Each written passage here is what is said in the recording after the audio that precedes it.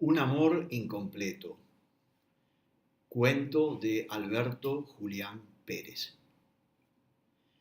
Patricio Torres Agüero vivía con su mujer Verónica Bacareza en un amplio departamento del exclusivo Puerto Madero, en Juana Manso y Azucena Villaflor.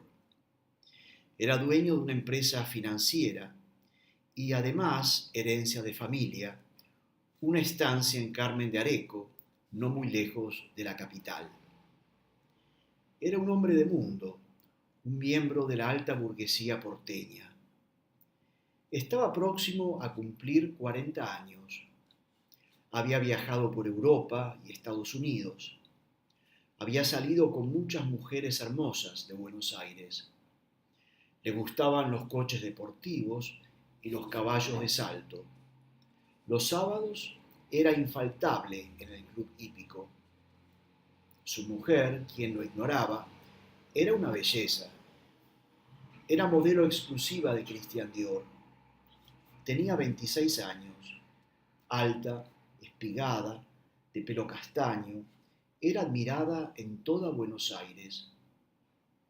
Tenían una relación excelente. Ella era maravillosa en la cama. Sabemos lo que eso significa para un hombre como Patricio, vanidoso, inteligente, mimado por la fortuna.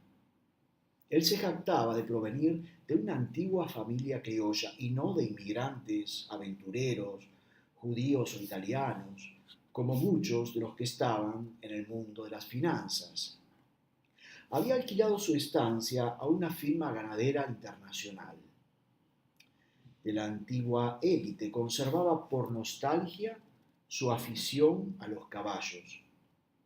Era seductor y mujeriego, y prefería a las argentinas de origen italiano a las chicas de buen apellido de la oligarquía de Barrio Norte. Eran simplemente más hermosas y sabían convencer de mil maneras con su charla, su sonrisa y sus habilidades eróticas. Sobre todo cuando se encontraban con un hombre como él, que lo tenía todo y al que todas las mujeres jóvenes y atractivas querían hacer pasar por su cama. A Verónica no le preocupaba su fama de seductor. Se había conquistado al hombre más deseado de Buenos Aires. Las otras modelos la envidiaban y las que no eran modelos veían a Patricio como el hombre inalcanzable. Ella era más vanidosa que él. Se pasaba el día en el gimnasio, el salón de belleza y las pasarelas. Se hacía traer toda su ropa de París. Era el estilo de vida que se podía permitir una mujer casada con un financista de éxito que gozaba de la confianza de la clase política y tenía un excelente crédito internacional. Estaba dedicada a su profesión y aparecía con frecuencia en las revistas de moda. Cuidaba obsesivamente su figura y no quería por un buen tiempo tener hijos. Le arruinarían las curvas exquisitas de su cuerpo. No se imaginaba la flacidez en el vientre, las ojeras, la lactancia. Puerto Madero era el lugar ideal para ellos y eran bien queridos y reconocidos por los residentes. Allí vivían políticos, inversionistas, estrellas del fútbol, modelos, vedetes. Era un estilo de vida diferente, nuevo, internacional. Verónica, debemos admitir, era una mujer algo infantil, aniñada. Su marido la consentía y ella esperaba estar rodeada siempre de admiradores y sirvientes. Deseaba, como muchas modelos, mejorar el mundo. Le gustaban las flores, los niños, los animales. Quería involucrarse en proyectos de beneficencia y trabajos de caridad. Tenían una sirvienta, o como es correcto decir, una empleada doméstica, que los atendía con solicitud. Irupé trabajaba 6 horas al día en lugar de 8, gracias a Patricio, que sabía que Irupé era una joven madre con niños que atender, y le redujo, sin bajarle el sueldo, sus horas de trabajo. Tenía 28 años y, dada su condición, poseía una buena figura. No era bonita, o en todo caso no se arreglaba como las jóvenes que querían ser bonitas, pero era atractiva y dulce. Tenía 2 hijos, un adolescente de 12 años y un varón de 9. Se había casado muy joven y vivía con su marido, que era guardia de seguridad de un supermercado, en la Villa 31 de Retiro. Un día, Verónica, que tenía bastante tiempo libre, le preguntó sobre la situación de los niños en la villa, si tenían escuelas y había comedores para los más pobres. Irupé le dijo que sí, estaban bien organizados. Había varias escuelas y comedores, pero la ayuda nunca alcanzaba porque la necesidad era grande. La invitó si quería a ir un día con ella. Verónica no había estado jamás dentro de una villa miseria, como la mayoría de los argentinos de clase media o alta, y sentía curiosidad. Aceptó. Fueron en su coche, un BMW con vidrios polarizados. Las condujo Braulio, el chofer de Patricio, que era además el guardaespaldas de la familia. Braulio era un conocido karateca de Buenos Aires. Estacionó el auto a la entrada de la villa y ella quedó en llamarlo si algo ocurría. Por supuesto que no hubo ningún problema. Irupé llevó a Verónica a recorrer el barrio. Visitaron la capilla, el comedor infantil, la escuelita, el dispensario médico.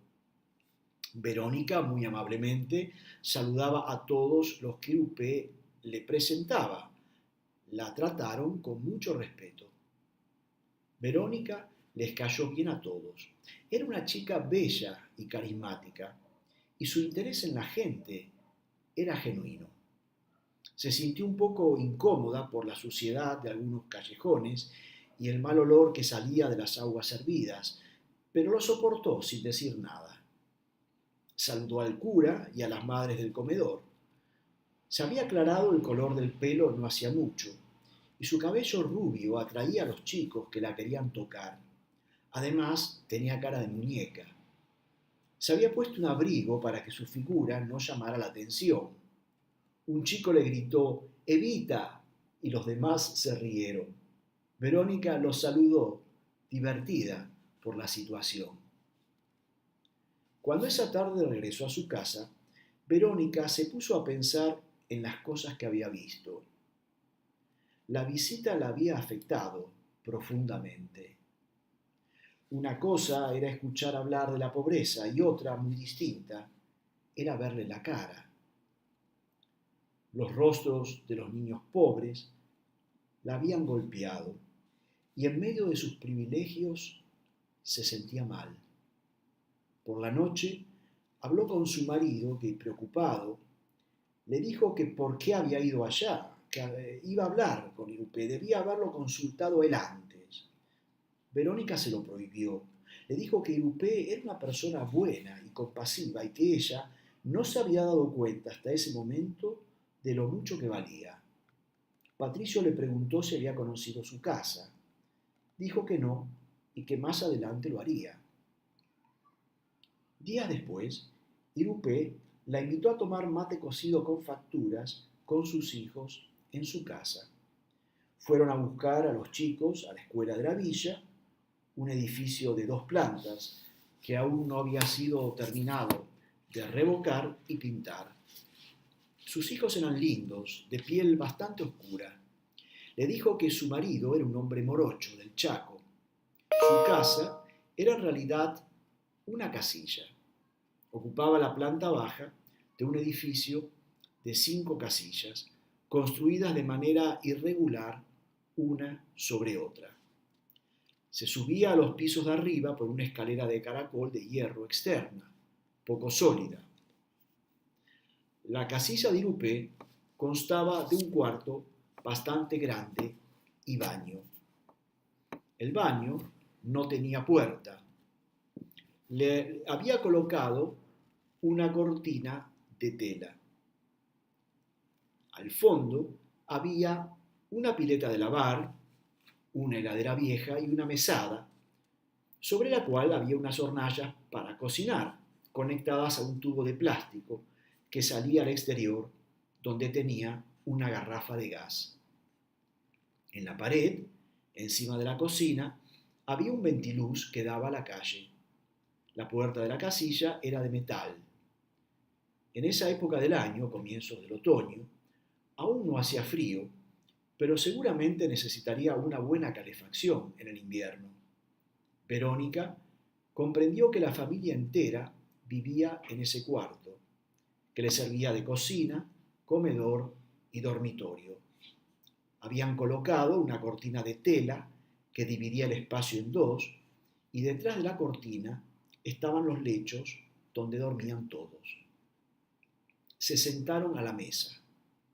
Irupé preparó mate cocido y Verónica abrió un paquete gigante de exquisitas facturas que había comprado en una confitería de Puerto Madero, y los niños devoraron con fruición. Irupé le dijo que esa casa no era suya aún, pero le estaban comprando. Pagaban una cantidad de dinero todos los meses a un puntero político que era el dueño de la casilla. Dijo que estaban muy cómodos.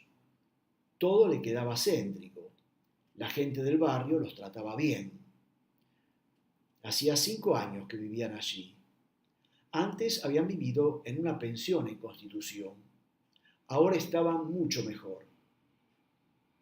Verónica le dijo que le gustaría hacer trabajo voluntario en la comunidad.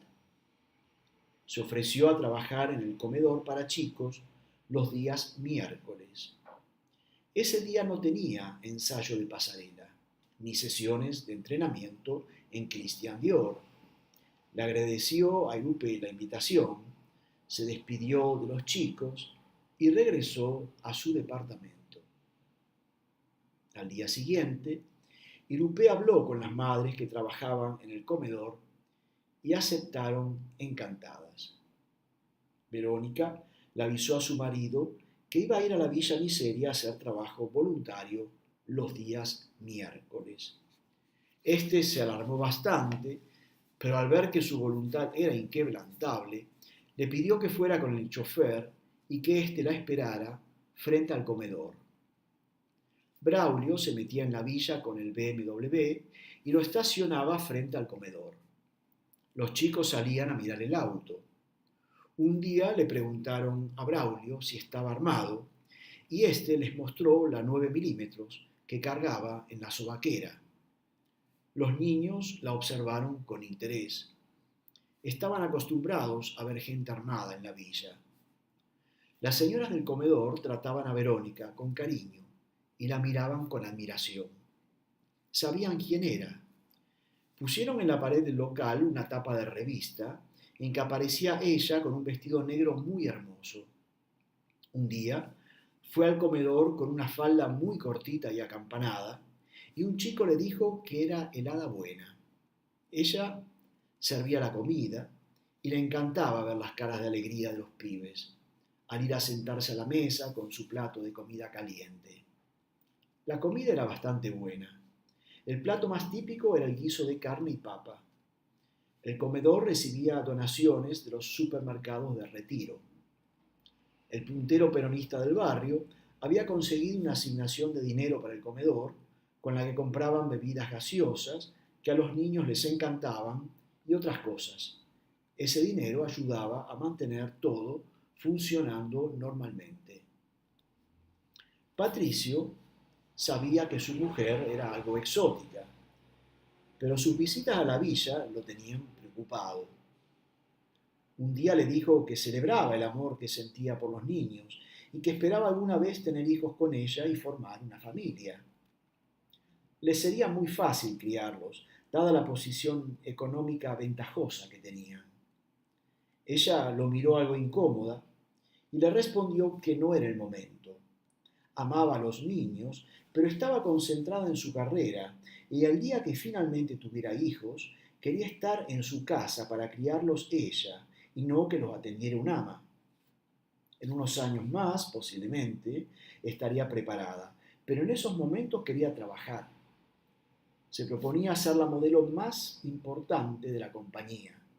Quería conquistar las pasarelas de Europa. Pancho Dotto, que la representaba, le había dicho que esa temporada tendría una serie de desfiles muy importantes en París. Verónica pasaba cada vez más tiempo fuera y muchas veces, cuando Patricio regresaba al departamento, ella no estaba allí. Había ido a un vernissage o a una recepción o a una clase de modelaje o de yoga, o estaba en las sesiones de masaje o en el salón de belleza. Últimamente, Patricio veía más a Irupé que a su mujer. Patricio era dueño y jefe de su compañía, y su horario de trabajo era bastante irregular. Algunos días volvía al departamento por la tarde temprano, y otros tenían que estar en reuniones hasta la noche. El mundo de las finanzas no tenía un horario fijo, mandaban los clientes y las situaciones. Era un mundo lleno de conflictos y desafíos que él amaba. Patricio siempre había considerado a Irupé una persona interesante. Lo atendía, le preparaba café, le hablaba con amabilidad y dulzura. Ocasionalmente le preguntaba cosas sobre ella. Se empezó a interesar en sus hijos, en su familia. Irupé le contó detalles de su infancia. Su madre era paraguaya y su padre correntino. Se había criado en Isidro Casanova, en el Gran Buenos Aires. Su mamá le hablaba en guaraní cuando era niña. Ella podía hablarlo, pero no se lo había enseñado a sus hijos. Patricio le pidió que le enseñara algunas palabras de guaraní. Le dijo que árbol se decía ibirá, arena ibicuí, madre sí. Le llamó la atención que madre se dijera sí, era casi como sí en castellano. Patricio le contó sobre su madre. Le dijo que era una persona con mucha autoridad. Él se había criado en las lomas de San Isidro. Casi no hablaba con ella. De niño estaba poco con él. Lo habían cuidado dos amas y tenía dos tutoras. Le habían enseñado el inglés, la lengua de los negocios. Irupé lo escuchaba con interés y a todo le decía que sí. Tenía unos ojos negros profundos y cuando él la miraba, bajaba la vista, avergonzada. Le preparaba algunos platos populares que a él le gustaban: pastel de choclo, tapa de asado con papas, empanadas. Un día le hizo un plato del que no había oído hablar nunca. Dijo que se llamaba falso conejo y no tenía conejo. Era un guiso de carne y arroz con bastante picante. Muy rico. Era un plato andino popular en la villa. Allá había muchas señoras de Perú y Bolivia que cocinaban muy bien. Patricio se empezó a sentir solo. Tenía mucha presión en su trabajo. El mercado financiero era muy inestable. En Argentina nunca se sabía bien lo que pasaba. Él tenía inversiones en paraísos fiscales por las dudas. La gente del gobierno quería controlar todo.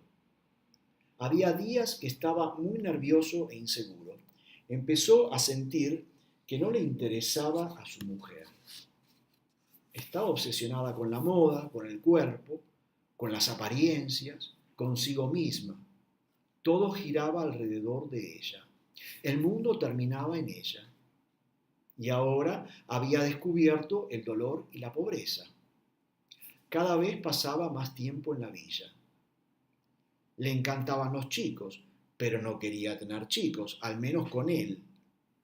Empezó a pensar que quizá no lo quería. Un día, sin saber bien lo que hacía, abrazó a Irupé. Al principio no la besó, era su sirvienta. Simplemente la abrazó. Irupé no se resistió, le puso los brazos alrededor del cuerpo. Fue una escena tierna. La miró y ella no le sacó la vista. Se sintió estúpido. Luego, casi cerrando los ojos, la besó. Fue el beso más tierno que había dado en su vida. Pasaron al dormitorio y la empezó a acariciar. La desvistió. Irupé lo dejó hacer, sin moverse mucho. Sentía vergüenza. Él la acarició lentamente. Fue como un juego. No sabía bien por qué lo hacía. Le besó el vientre. Ella le apoyó una mano en la cabeza y él sintió una paz enorme. Sintió su bondad.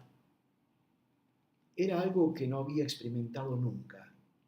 Bondad. Vivía en un mundo de gente cruel y ambiciosa, donde no existía la bondad. Ella se dejó penetrar, pero sin mostrar pasión. Era casi como hacer el amor con una esposa de muchos años. Muy diferente a lo que pasaba con Verónica en la cama, que se retorcía, gritaba y se desesperaba, o lo fingía como una puta. Aquí no había ninguna performance, era una situación humana, tan humana que se sintió desarmado. A ella, cuando se vino, se le humedecieron los ojos. Le había pasado algo muy lindo. Él se sintió incómodo, ridículo, pero ya estaba hecho. Se levantó, se vistió y siguió hablando con Irupé como si esa hubiera sido una situación normal, cotidiana. Esa noche Verónica le dijo que quería empezar una escuela de modelos en la villa. Había chicas interesantísimas, muy sexys. Le preguntó si quería invertir en el proyecto. Eran mujeres distintas. Así podrían ayudar a la gente. Él le dijo que estaba bien, que hiciera lo que quisiera. La situación con Irupé se repitió varias veces. Ella llegaba por la mañana y hacía las cosas de la casa. Él trataba de volver de la oficina a las 2 de la tarde. Verónica a esa hora nunca estaba. Irupé le daba de comer algo ligero, tomaban juntos un vaso de vino y después hacían el amor. Era casi como en un matrimonio. Todo muy tranquilo, sin sobresaltos. Ella le preguntaba por su día de trabajo. Él le contaba y eso lo hacía sentir bien. Era mejor que ir al psicólogo. La relación sexual con Irupé empezó a ir cada vez mejor. Él se venía varias veces y ella también. Después del acto se sentía incómodo. Se preguntó cómo iba a salir de esa situación. Un día le preguntó qué sentía por él, si lo quería. Irupé bajó la vista y evitó contestar. Le dijo si lo dejaría a su marido por él. Ella le respondió que no. Le preguntó por qué. Le dijo que era su marido. No lo podía dejar. A pesar que ella no aceptaba que él le regalara dinero, le dobló el salario. Ella se lo agradeció. Patricio se empezó a sentir celoso. Esa mujer tan simple sabía tan bien lo que quería. Sabía lo que valían las cosas. Entendía el lenguaje del amor y de los sentimientos mejor que él. Se sintió pobre. Empezó a sentir curiosidad por Irupé. Quería saber más de su vida. Lo convenció a Braulio, su chofer, que lo llevara a la Villa 31 para ver dónde vivía. Se vistieron con ropa vieja para pasar por villeros. Dejaron el auto en un estacionamiento en Retiro y se metieron a pie. Braulio, precavido, cargó su 9 milímetros por cualquier cosa. Lo guió hasta cerca de la casilla de Irupé. Eran las 7:30 de la tarde. Le dijo que el marido volvía a esa hora del trabajo. Dentro de la casilla había luz. A media cuadra había un kiosco en el que vendían comidas. Se sentaron y pidieron 2 cervezas. El kiosquero les ofreció salchipapas. Aceptaron. Estaban sabrosas. Finalmente pasó un hombre bastante corpulento cerca de ellos. Era moreno, de pelo renegrido. Braulio le dijo que ese era el marido de Irupé. Entró en la casilla. Pagaron y se acercaron. A través del ventiluz, Patricio pudo ver dentro. Se habían sentado a la mesa. Irupé estaba sirviendo fideos de una fuente. Los chicos se reían. Los vio felices. Se fueron. Regresaron a Retiro y se subieron al BMW. Esa noche, Patricio hizo el amor con su mujer. Le insistió otra vez que debían tener hijos juntos.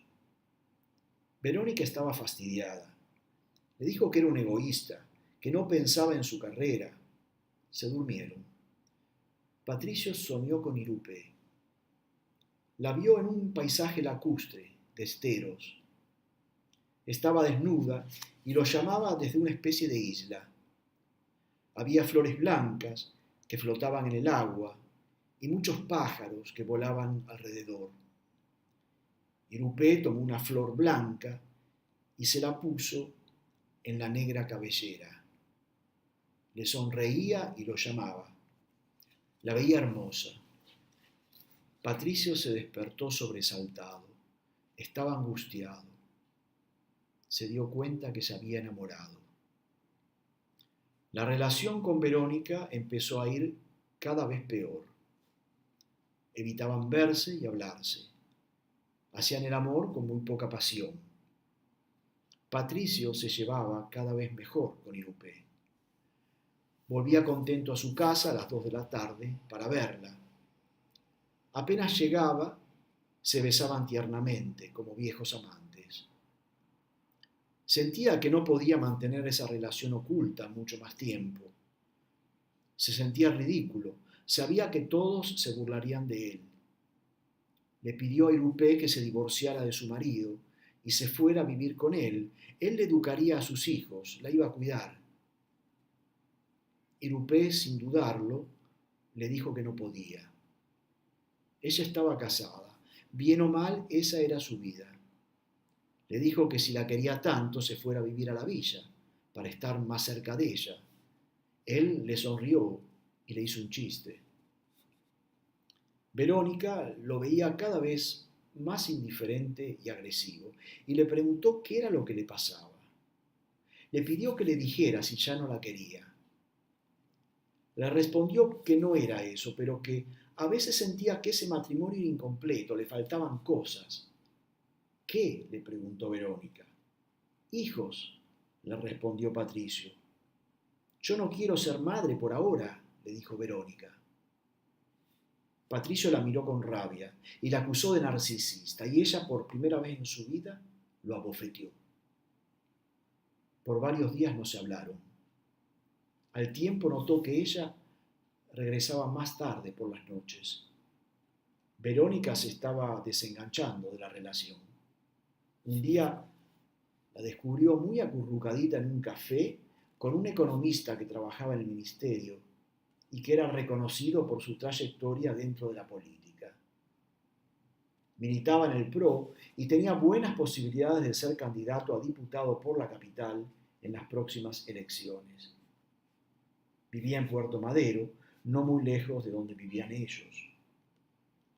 Finalmente Patricio le propuso que se separaran temporalmente, o de lo contrario, el matrimonio acabaría por arruinarse del todo. Le hacía falta pensar las cosas. Alquiló un departamento en una torre de Puerto Madero y le preguntó si quería irse ella a vivir allí por un tiempo o se iba él. Ella prefirió irse y cambiar de sitio. Patricio continuó con su trabajo y sus actividades. Ahora vivía solo en su departamento de Puerto Madero. Todos los días venía Irupé a atenderlo y hacían el amor. Se sentía cómodo. Empezó a leer otra vez. Hacía tiempo que no leía novelas. Comenzó 2666 de Bolaño. Se la habían recomendado. El libro le fascinó. Poco después, Verónica le pidió que le aumentara la cantidad de dinero que le pasaba mensualmente. Lo que le daba no le alcanzaba. Tenía que mantener su estilo de vida y necesitaba más dinero. Se dio cuenta que lo estaba chantajeando. Seguro que era el economista que le asesoraba. No le importó. Estaba enamorado de Irupé y se sentía feliz. Pasaron una temporada excelente. Irupé y él almorzaban todos los días juntos y hacían el amor. Por las noches, ella regresaba a su casa en la villa a atender a su familia. Finalmente comprendió que se tendría que divorciar de Verónica y que el divorcio le iba a costar caro. Verónica era ambiciosa. Se lo planteó y ella le dijo que por culpa de él, su carrera de modelo no había progresado como ella esperaba y que la tendría que compensar. Él lo aceptó. No tenía otra salida. Lo que pasaba era su culpa. Por suerte tenía suficiente dinero. Se había casado con la mujer equivocada. Perdería parte de la fortuna de su familia. Iniciaron los trámites de divorcio. Ya no aguantaba vivir en Puerto Madero. Su sensibilidad había cambiado. Sintió que era un barrio de gente frívola, oportunista, políticos corruptos, vedetes a la casa de empresarios, banqueros enriquecidos con el erario público, jefes de empresas multinacionales, botineras en busca de fortuna, estrellas del deporte que ganaban millones. Le dijo a Verónica que se quedara con el departamento de Puerto Madero como parte del juicio de divorcio. Compró un caserón antiguo en Palermo, Hollywood, y lo hizo refaccionar. Creyó que en ese barrio bohemio iba a sentirse bien, y no se equivocó. La gente allí era más sensible al arte. Allí vivía la clase media, los descendientes de los españoles e italianos que hicieron de Argentina un país progresista, los hijos de los judíos que ejercían sus profesiones y su comercio. Le encantaba salir a caminar por el barrio y comer afuera. Iba seguido a la Plaza Cortázar. Irupé seguía visitándolo. Lo cuidaba, le cocinaba. Él le dijo que era su amante oficial. Le dejó elegir los muebles nuevos. Ella estaba contenta. La casa le encantaba. Él le aumentó su salario. Ya ganaba casi como una gerente. Ella le dijo que era demasiado. Él respondió que tenía que justificar las horas de ausencia de su casa. El divorcio con Verónica concluyó. Le tendría que pasar una suma mensual elevada como derecho a alimentación, cederle el departamento y darle un porcentaje de las acciones de su empresa. Irupé se volvió un amante mucho más apasionada. Sabía que él estaba solo y eso la estimulaba. De su esposo hablaba poco. Le dijo que iba una vecina a su casa por la tarde para ayudar a los chicos con las tareas de la escuela.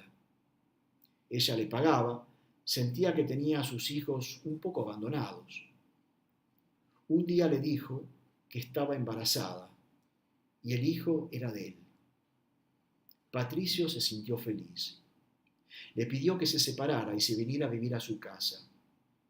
Ella le explicó que no le podía hacer eso a su marido.